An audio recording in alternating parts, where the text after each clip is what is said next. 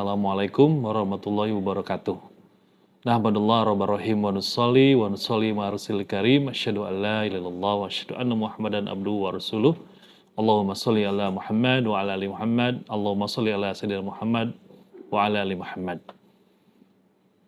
Puji dan syukur kita panjatkan kepada Allah Subhanahu wa taala, pemirsa MUI YouTube channel Kabupaten Purwakarta.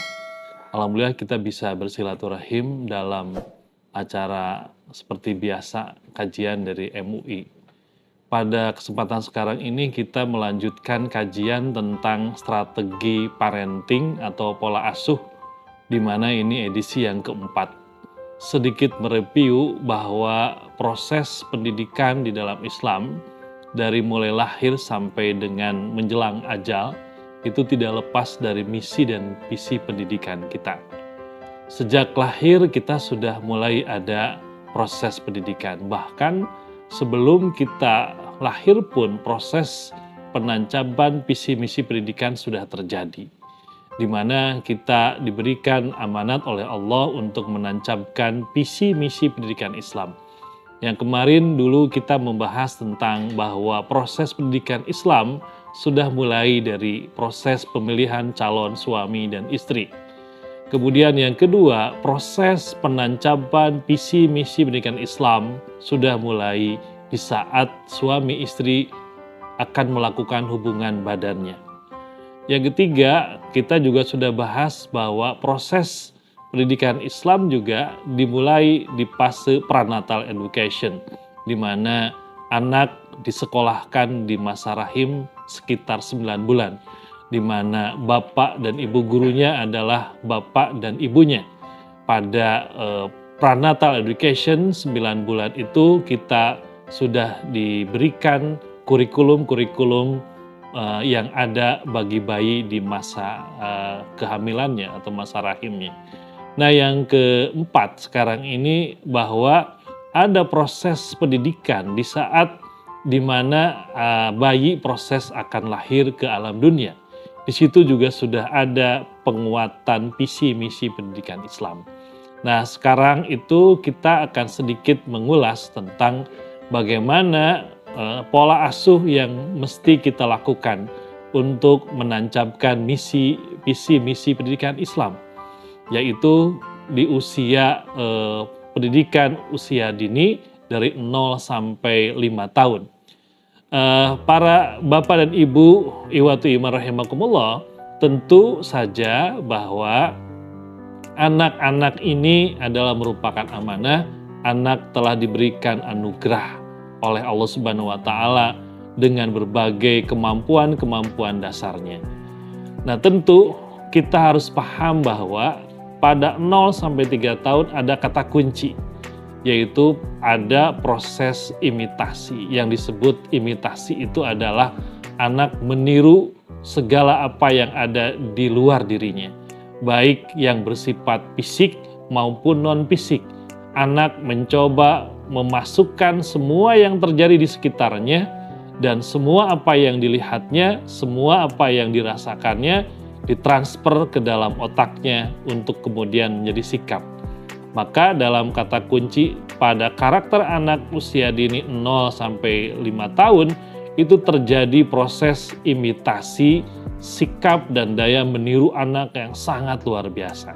Di mana sering para ahli psikolog menyebut sebagai fase golden age yang disebut dengan fase usia emas yang pertama. Nah, tentu karena disinilah terjadi proses penguatan psikologisnya, penguatan mentalnya, penguatan pemikirannya, penguatan motoriknya. Itu terjadi pondasi kehidupan kita. Menurut kalangan psikologi, 70% investasi kehidupan itu ditentukan dari 0 sampai 5 tahun ini. Maka tentu perlu ada strategi yang mesti kita bangun agar anak ini, amanah ini ada, agar usia emas ini bisa melesat menjadi sesuatu yang hebat yang harus kita lakukan. Yang pertama tentu adalah kita memiliki visi menguatkan pondasi spiritual dan mental anak-anak kita. Bahwa kita para orang tua harus menguatkan pondasi spiritual, emosional, dan mental anak-anak kita. Nah, yang kedua apa? Yang disebut dengan kuwatul ilminya. Bagaimana kita bisa mengembangkan potensi kecerdasannya.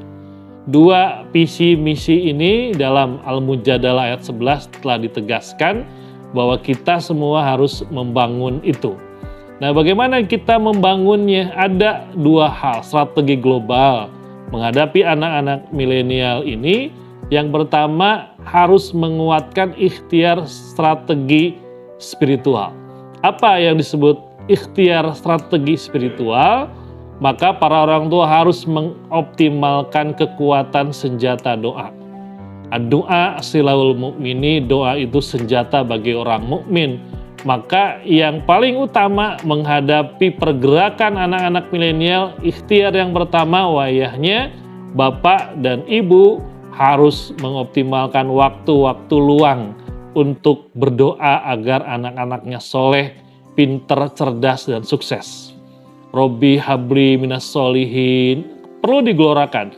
Robbi habli miladungka duriyatan thayyibah wa aslih li fi duriyati. Banyak sekali bertaburan dalam Al-Quran yang intinya harus kita gunakan untuk agar Allah menurunkan SK kepada anak-anaknya menjadi anak-anak yang soleh dan sukses. Jadi ikhtiar yang pertama adalah menghadapi golden egg ini, maka ibu-ibu, bapak-bapak harus menguatkan senjata doanya kepada Allah. Nah, ikhtiar yang kedua adalah pola asuh. Tentu di dalam teori pola asuh ada 4 yang berkembang. Yang pertama adalah pola asuh permisif, yaitu bapak atau ibu memberikan kebebasan sebodoh amat anak mau melakukan apa aja, mau ngacak-ngacak, mau jungkirkeun kursi atau apa, semua diberikan peluang untuk anak berekspresi dengan bebas tanpa batas. Sehingga ibu bapak biarkan aja anak mau bebelokan, mau apa saja, atau mau kotor-kotoran silakan. Tetapi tidak ada batas, tidak ada aturan yang membatasinya. Nah, yang kedua ada pola asuh otoriter. Orang tua sedikit memberikan larangan, sedikit memberikan perintah. Pokoknya anak itu harus nurut apa kata orang tua. Sehingga anak kalau tidak sintrek, kalau tidak pukul, kalau tidak taat, diberikan tekanan fisik, tekanan mental. Itu tipe otoriter orang tuanya. Pokoknya sedikit-sedikit hukum, sedikit-sedikit takol, sedikit-sedikit diberikan kekerasan. Nah, yang ketiga ada pola asuh demokratis. Artinya pola asuh orang tua ini memberikan ruang anak berekspresi, tapi juga ada memberikan pagar-pagar tata aturan. Lalu orang tua juga memberikan ruang dialog, ruang share, ruang curhat kepada anak-anaknya, ruang komunikasi yang lebar agar bisa berdialog, berdiskusi untuk anak-anaknya. Jadi lebih banyak ngobrol, diskusi, dialog, mengarahkan, memberikan hal-hal yang positifnya begini, negatifnya begini. Nah, yang keempat ada pola asuh situasional. Memang bahwa setiap pola parenting ada plus dan minusnya, ada kelemahan dan kelebihannya. Pola permisif ada kelemahan dan kelebihannya. Pola asuh otoriter ada kelemahan dan kelebihannya. Pola asuh demokratis juga ada plus minusnya. Maka muncullah aliran yang keempat, yaitu pola asuh situasional. Ada satu kondisi anak bisa otoriter, ada satu kondisi anak harus demokratis, ada juga satu kondisi dia bisa diberikan ruang yang bebas.